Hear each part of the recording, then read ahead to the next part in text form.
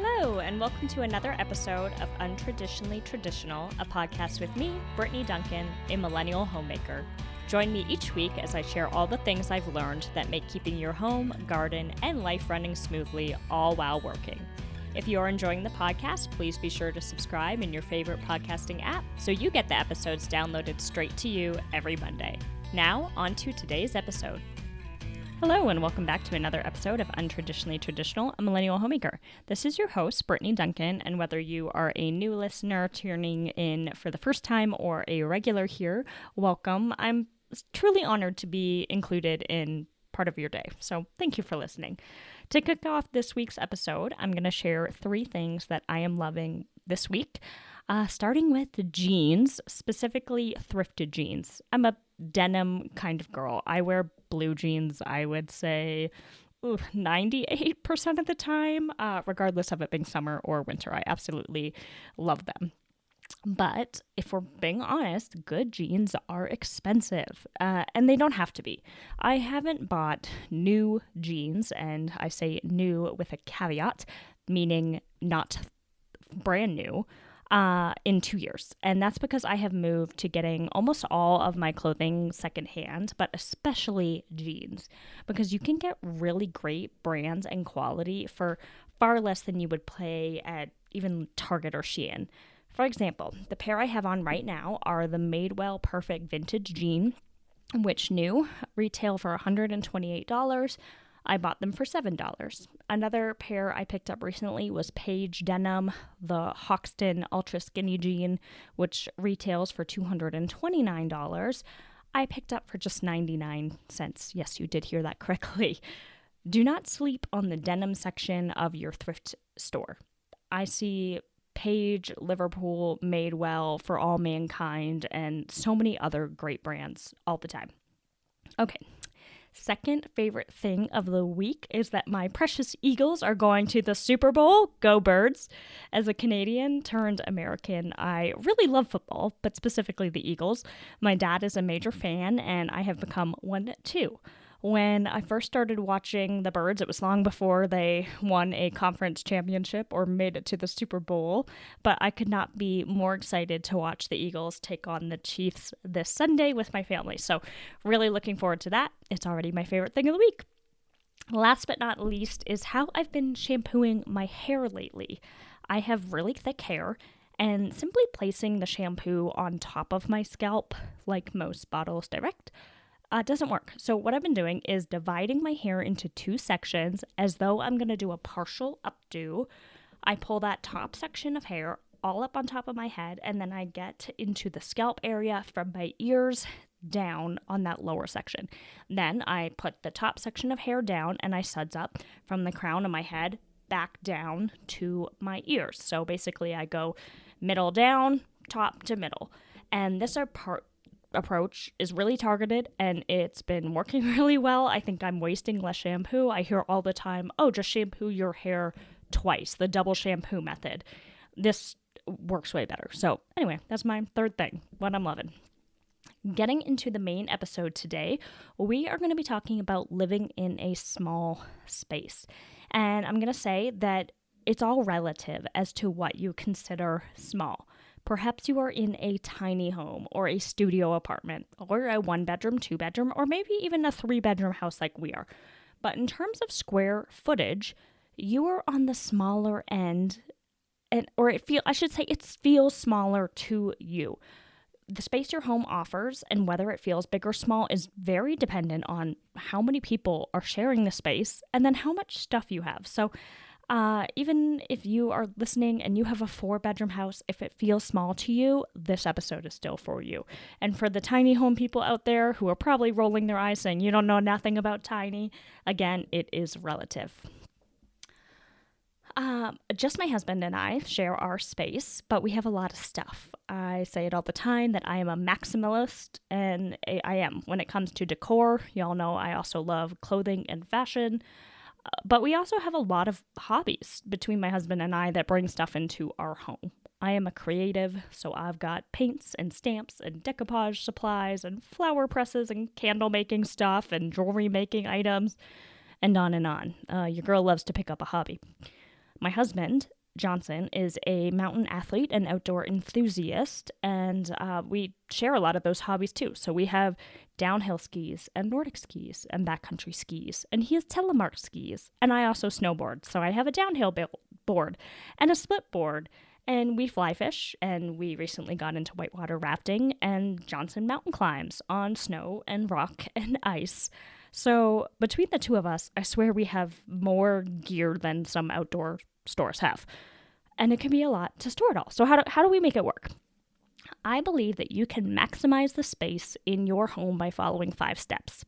First and most important step to me is to create zones, having all items relating to a certain activity or theme in one place. For example, I have all of my crafting supplies in 2 pieces of furniture. My crafting desk that I've talked about on the podcast before, and a credenza that sits in my office. Our outdoor gear all resides in our gear room, which is our laundry room. The previous owners of our home converted part of the garage into a laundry room, but it's much larger than it needs to be for a laundry room. So we have added shelves and clothing racks to hold our outdoor gear. Skis and boots are currently living in our garage, but it's on our project to-do list to actually level up this gear room, laundry room combo and build proper shelving and storage truly dedicated to storing our gear so that everything can be in one place. So stay tuned for that. It's a project that's been on our list for a while, but that we're hoping to get to soon. Kitchen-wise, I work in zones as well.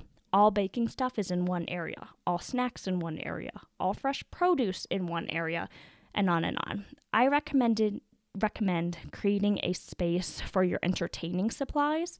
In our dining room, we have an old sideboard that was Johnson's grandparents', and it has 2 cupboards underneath and a variety of small drawers. And in here, I store all of our serving platters, bowls, utensils, also paper plates, and disposables, fancy vases, all of that type of thing here.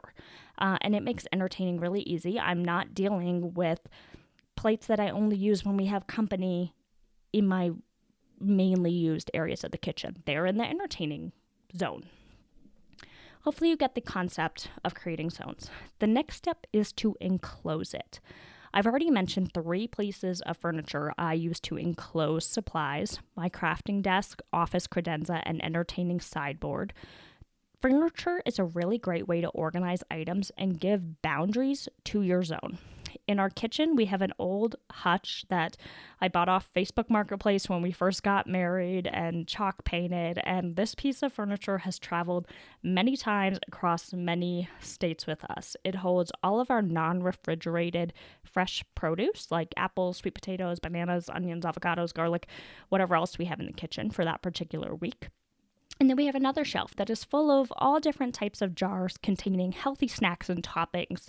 We have a jar of dried apricots, another for dried apples, one for mixed nuts, one for hemp seeds, one for ground flax, one for fruit and nut energy bites, one of unpopped popcorn kernels, pistachios, all that kind of thing.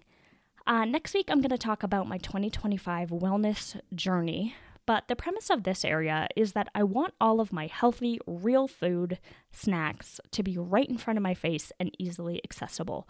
I want it to feel like I'm shopping in my own kitchen, and I have a variety of pretty jars and real food to choose from. So that's how I use this hutch. Long story short, use your furniture to your advantage. There should be no empty drawers, in my opinion. An empty drawer can be filled with fabric napkins or tablecloths stacked in the Marie Kondo method so you can see them easily. Once you start organizing this way, it flows pretty easily. Another way to enclose items, of course, are boxes or tubs, as long as you stick to a rigid method about what you allow to be in that box, keeping it organized and labeled. I organize all of my holiday decor for spring, summer, fall, and Christmas this way. I've also got a tub that I store all of my gift wrap supplies in, like bags, bows, tags, gift toppers, that kind of thing. A separate skinny vertical box stores all of our wrapping paper rolls. Along the same line as boxes is bins and baskets, which don't have a lid. I have a lot of bins around the house that help to contain whatever they're dedicated to. I have one that is for overflow spices that is stored away. All of our spices are on our countertop that we use every day, but sometimes I have an overflow. I like to buy in bulk, and so this happens often. So I have a container that I put them in under the counter. That's a bin.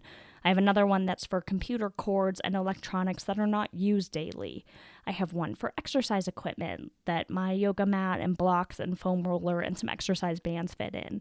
I have one for medications that I use to fill my pill organizer every 2 weeks, that only medications that go into that pill organizer are in. I have one for scarves in my closet, and I have another by our front door that's for gloves and hats. I love a thrifted basket, and I'm always keeping an eye out for the perfect shape to either fit a space in need or a category of items in need. So this doesn't have to be expensive. You don't need to go to the Container Store or Target and buy expensive acrylic bins. I mean, do if that's what is going to help you stay organized, but you can thrift these items or use things that you already have around your house. In truth, my medication box that I mentioned is an old cardboard Amazon box. It's in a cupboard. It's not Pinterest worthy. I don't care. I don't see it unless I'm in that closet looking to go fill up my medications. So it's whatever you have that you can use. Don't feel like you need to spend a lot of money doing this. All right, step 3 is to flip with the seasons.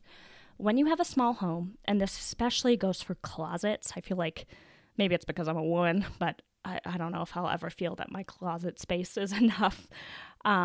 Flipping is really important for maximizing the space that you do have. I thrifted some great linen storage boxes, and each season what I do is I go through my closet and I fill up those bins, flipping them. So for example, in April, when God willing we are out of the really cold weather, I will fill those bins with my chunky winter sweaters, turtlenecks, heavy winter scarves, heavy socks, and accessories that I only use in winter months. At the end of the summer, I will swap those boxes and I will fill them with shorts and summer tops that I won't be using through the fall and winter. This method can also be used for seasons of life that you are in. As a creative who has a lot of hobbies that I dabble in, I go through crafting seasons. A particular season may be jewelry making, and in that season, I will have all of those materials out in my crafting desk, ready for use when inspiration strikes. When I move into a painting season, which is typically my winter crafting hobby, I'll pack away all of my jewelry supplies and move them to the office credenza, still accessible but not in primary crafting real estate, and I will fill my crafting desk with my palette, brushes, papers, canvases, so I can paint when the mood strikes. Our gear room goes through a transition at the end of each season as well. In a few months, we'll be packing away all of our winter coats and ski gear and replacing the shelves with trail running, hiking, rock climbing, and fly fishing gear. You get the idea. Flip your home not only for winter, summer, spring, and fall, but also with what you are into in terms of crafting. Maybe it's what you're reading. Maybe you store away some of your books and then switch them. Your cookbooks as well. The possibilities are really endless when you think about what you could be switching out. Okay, step number 4 is to constantly evaluate, purge, and reset. If you are working with limited space, it is too small to hold on to things that no longer serve you. I talk about this a lot and on a lot of different episodes, but letting go of things you don't use and donating them is crucial to eliminating clutter that causes stress. When your home is cluttered, but with things you love and use, I can speak personally that it isn't stressful. Maybe that's just me, but that is what I find. I find that when we're burdened by things we don't use or want, that's when the clutter becomes a stressor. Each month, each year, I choose a month. Maybe it'll be February for you. And I do an evaluate challenge. And in this challenge, I pick a drawer or a shelf a day, just one a day, and I evaluate it. I throw out anything broken or expired, any trash like old receipts or that kind of thing. I purge what is no longer serving me into my box for donate, and then I reset it, making note of anything that needs to be replaced. Doing it on a drawer by drawer or shelf a day basis makes it doable, and in a month you will have likely made your way through your home. So highly encourage this. I Like I said, I try to do it 1 month a year, but sometimes I do it with the season as well. Of course, there's areas that you might need to go through more often than not. I would say that drawers in your kitchen or pantry tend to need a little bit more attention. Get rid of those stale chips. They are not serving you. Step number 5 is to use every inch. In smaller homes, we need to be creative with our storage solutions. There's a lot of space if we think outside the box. I already mentioned using all drawers in furniture around your home. Another area I feel is underutilized is the bottom of closets. Shoe racks can be used in this space. Drawers can be used in this space. For example, in the bottom of our linen closet, we have sets of those 3 plastic drawer sets that you likely had in your dorm room in college. Pinterest worthy, they are not, but they do allow us to organize medications by drawer and symptom. We have one for wound care and pain relief, another for stomach, and another for vitamins and overstock. We also have one that holds extra products, so we can stock up when there's a sale. It has a hair and makeup drawer for me, a hair and shaving drawer for Johnson, and they're really great for storing those extra things so that you're not just shoving all of that stuff, medications, hair supplies, on a single shelf that is confusing. These drawers allow order, and they can be placed in the bottom of almost any closet. Under your sink shouldn't be a space that only holds grocery bags and sponges. Be creative with what you can store in this space. Same with awkward cupboards and spaces in your home, like the cabinet on top of the fridge or the drawer under the stove. Don't overlook those. Those are great places to store items you rarely use, but enjoy having, like your turkey platter you only use at Thanksgiving, or your Christmas cookie cutters that you use just 1 month a year. Last but not least is a little bonus tip, a number 6, if you will. Because I am a maximalist and I really love how this has worked in our home, the tip is to decorate with what you have and need to store. For example, our kitchen hutch stores our fresh produce and healthy snacks. We talked about this. Yes, I could tuck it away in a cupboard, but I find it aesthetically pleasing to look at. My jewelry, I could put it in boxes and have it tucked away, but I have all my jewelry laid out on an old printer's tray and a natural jewelry tree made from some dried cactus branches that my parents got for me when they were living in Arizona. I love looking at it every morning. It is a great source of inspiration when I'm getting dressed, and it allows me to actually use my jewelry because I can see it all. Our cookbooks are all on the small bookshelf in our kitchen. It serves as a source of inspiration, easily accessible, but it's also a bright and happy space where I can see all of the colorful book spines as I walk by. Makes me happy. Decorative glassware can be put out on open shelving and adds beauty. A pile of books here and there serves as art.